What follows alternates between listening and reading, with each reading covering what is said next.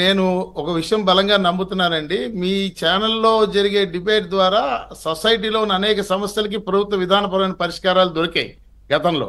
అందువల్ల ఈరోజు నాకు వచ్చిన ఈ అవకాశం ద్వారా ఈ ఉద్యోగులకి సంబంధించిన పేరుకుపోయిన బకాయిల చెల్లింపు విషయంలో ఈ దేశంలోనే మోడల్గా ఉండేలా ఒక గేమ్ చేంజర్ ప్రతిపాదన నేను మన ముఖ్యమంత్రి గారి దృష్టికి తీసుకొచ్చాను. ఓకే. ఇప్పుడు మీకు ఇందాక నేను చెప్పినట్టుగా అక్యూములేటెడ్ లైబిలిటీ అది పెరుగుతూనే ఉంటుంది, దాన్ని మనము తగ్గించలేము. ప్రాస్పెక్ట్ రన్నింగ్ ప్రతి 6 నెలలకి ఒక డిఏ ఇస్తూ పోవాలి. ఈ ప్రాస్పెక్ట్ దాన్ని చేయడానికి ఇప్పుడు మనం చూస్తే మన ఎకానమీ ఎలా ఉందంటే చాలా దారుణమైన పరిస్థితిలో ఉంది.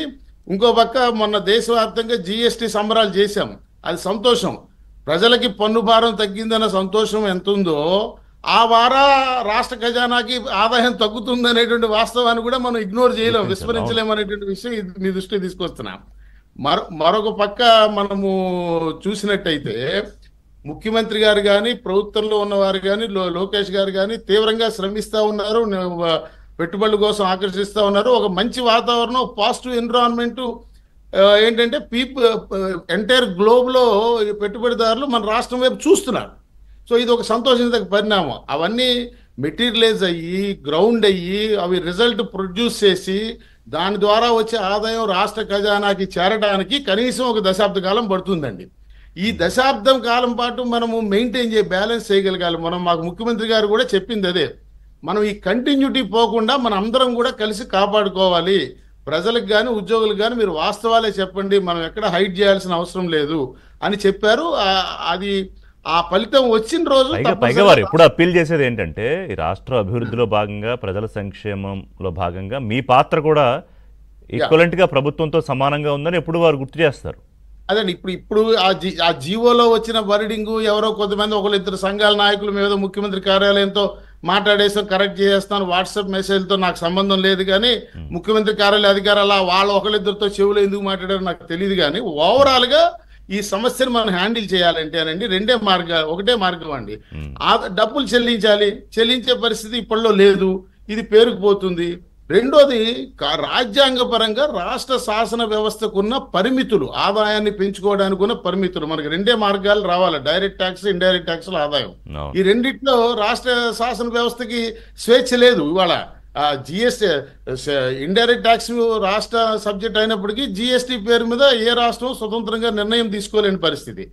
అందువల్ల ప్రాస్పెక్టివ్ సంగతి పక్కన పెడితే పేరుకుపోయిన బకాయిలకు సంబంధించి మేము ఏం చెప్పామంటే, అయ్యా మీరు అసలు ఎంత బాకీ ఉందో లెక్క తేల్చండి. ఎవరిష్టం అది ఎవరి పీరియడ్లో ఎవరి జమానాలో ఎంత బాకీ, ఏ డేట్ నుంచి ఏ డేట్ వరకు ఎవరికి ఎంత బాకీ ఉందో లెక్క తేల్చి ఎవరి ఊర్లో పనిచేస్తున్న ఊర్లో వాడికి ఆ ఊరి చివర ప్రభుత్వ ఉద్యోగులకి ఆ ప్రభుత్వ ధరకి భూమినిచ్చి హౌసింగ్ కాలనీస్ డెవలప్ చేయించండి.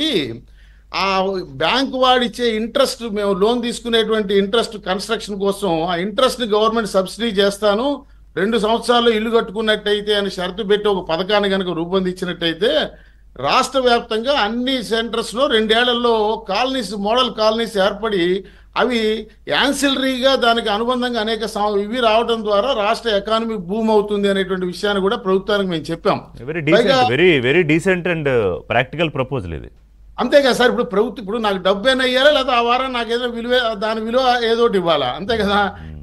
ఇప్పుడు ప్రతి ఉద్యోగి మధ్యతరగతి ఉద్యోగి సగటు కళ ఏంటి, తను రిటైర్ అయ్యేలోకి ఇల్లు కట్టుకోవాలి, లేదా తన వారసుడికి నా తరపున ఒక ఆస్తి బదలాయింపు జరగాలంటే this is the only way. రెండోది మీరు చూసినట్టయితే ఋషి గారు, పట్టణాలు అభివృద్ధి చెందింది మధ్యతరగతి ఉద్యోగుల నివాసాల వల్లే అభివృద్ధి జరిగింది. హైదరాబాద్లో నా చిన్నప్పుడు చాదరగాడ్ బ్రిడ్జ్ దాటి స్ట్రైట్ గా వెళ్ళాలన్నా, రైట్ కి వెళ్ళాలన్నా ఓల్డ్ సిటీ అని భయపడేవాళ్ళం. లెఫ్ట్ కి వెళ్ళాలంటే మలక్పేట రైల్వే స్టేషన్ దాటి ఏమి ఉండేది కాదు.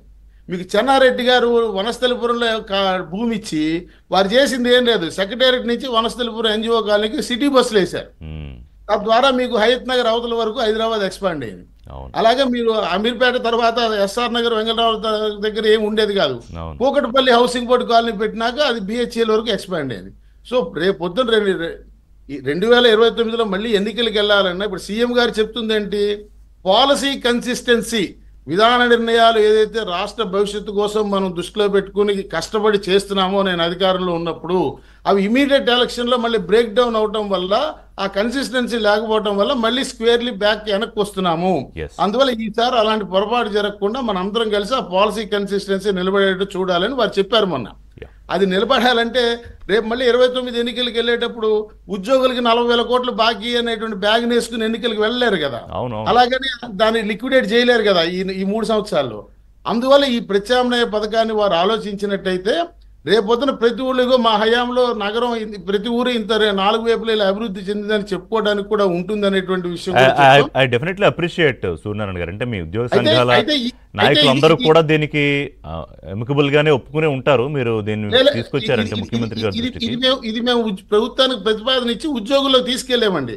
ఇప్పుడు దాకా 1,27,000 మంది ఉద్యోగులు మా ఈ ప్రతిపాదన మా ఎప్పుడు వీడియో ఇచ్చారు మీరు సీఎం గారికి ఇది? మొన్న చర్చల్లో చెప్పాను సార్. ఈ మధ్య లేటెస్ట్ గా మొన్న చర్చల్లో చెప్పాను, అంతకుముందు ప్రభుత్వానికి ఇచ్చాను. ఎందుకంటే ఉన్నటువంటి చట్టాల పరిధిలో ఇలాంటి పథకం రూపొందించడానికి అవకాశం ఉందా లేదా కొత్తగా శాసనం ద్వారా ఏదైనా సపోర్టు లెజిస్లేటివ్ స్ట్రెంత్ దీనికి ఇవ్వాల్సి ఉంటుందా అనే దాని విషయం మీద ఎగ్జామిన్ చేయడానికి ఒక వర్కింగ్ గ్రూప్ నియమించమని అడిగాను నేను మొదట. అది బహుశా ప్రభుత్వం వారి పరిస్థితి, ఎందుకంటే ఇవాళ కాకపోతే రేపు ఇంకో 6 నెలలకైనా సంవత్సరానికైనా ఋషి గారు ఈ రాష్ట్రంలో ఉన్న ఉద్యోగస్తులు కానీ ప్రభుత్వం కానీ ఈ ఆలోచనకి రావాల్సిందే. లేకపోతే ఇది మీరన్నట్టు గుదిబండగా మారిపోతుంది కదా. 2,000 కోట్లు ఇట్ కెనాట్ బి లిక్విడ్. మాట్లాడదాం. చిన్న బ్రేక్ తీసుకుంటా. మీరు చెప్పిన ప్రపోజల్ అయితే అది చాలా ఎముకబుల్ గా అనిపించింది. బట్ రఫీ గారు ఏమంటారో చూద్దాం షార్ట్ బ్రేక్ తర్వాత. సంక్షేమం, కొత్తగా పెట్టుబడుల ఆకర్షణ, ఈ 3 చూసేటప్పటికీ ఈ 15-16 నెలల ప్రయాణంలో వైఎస్ఆర్సీపీ అధినేత జగన్మోహన్ రెడ్డికి అర్థమైంది ఏంటంటే